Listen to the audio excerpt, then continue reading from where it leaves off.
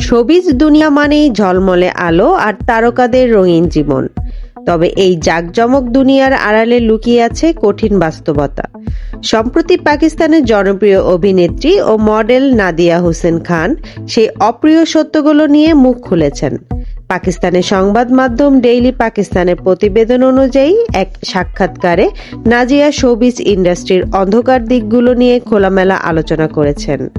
নাদিয়া জানান, অনেক প্রভাবশালী ব্যক্তি, বিশেষ করে পুরুষরা, নারী অভিনেত্রী ও মডেলদের ভালো কাজের সুযোগ করে দেওয়ার বিনিময়ে অনৈতিক চাহিদা পেশ করেন, এমনকি তাদের স্পেশাল ডিনারে অংশ নেওয়ার জন্য চাপ দেন।